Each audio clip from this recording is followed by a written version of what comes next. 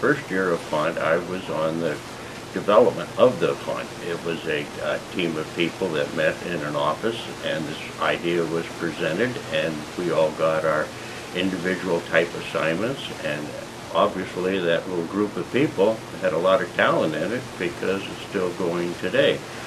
I was given the street monsters was my main area of expertise, only because I handled the street characters that were on the streets already. And we had stuntmen, saloon girls, and we did shows on the street.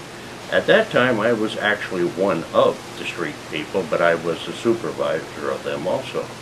So we decided to use our own people, and we would just dress them up, and they're aggressive, and they know how to scare people. And so the first Haunt, I decided that I better be one too, because we had no idea how to organize this. But the most amazing thing, we had the monsters on the street, was going up to the main gate and seeing a sea of people that I had never seen before. Thousands and thousands of people at the main gate. And when they opened that gate, these people poured in, just poured in.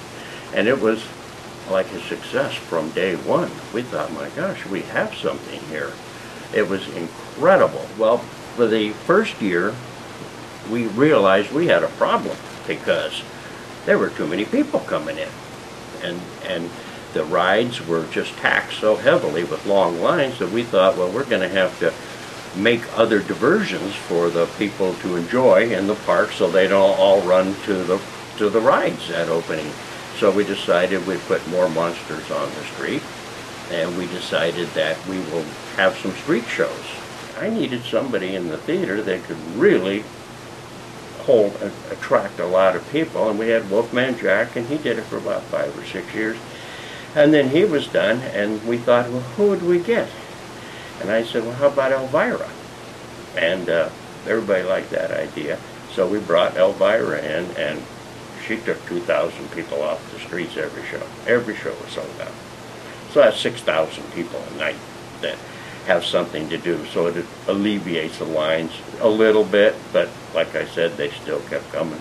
Every year, the 17 years I was involved in Halloween Haunt, every year beat the previous year.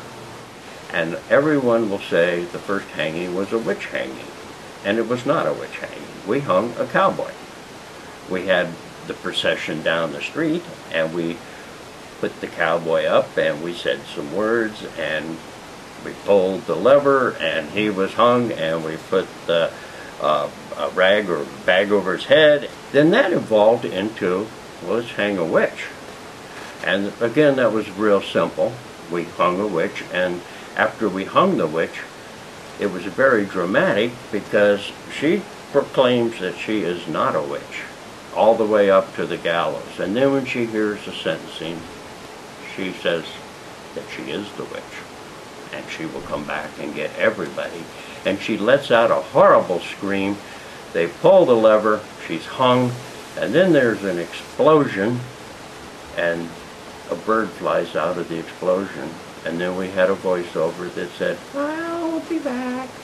And the witch isn't there anymore. We were trying to develop things to eat up the bodies, the tremendous crowds that came in. I know we rented illusions at one time and put them all over Ghost Town. We had illusions like Spidora, which was a spider in a spider web, and we had what we call a barker there who introduces Spidora, and there's a cloth. Oh, you can't see anything. It's just this box, and then she tells the story of Spidora, who is half woman and half spider, and then he pulls the cloak off, and you have a real head of a real girl in there on a spider body, and she talks and answers questions. We had no idea the impact of this, because everything we were doing, I will phrase it, we were flying by the seat of our pants. And but it just kept working.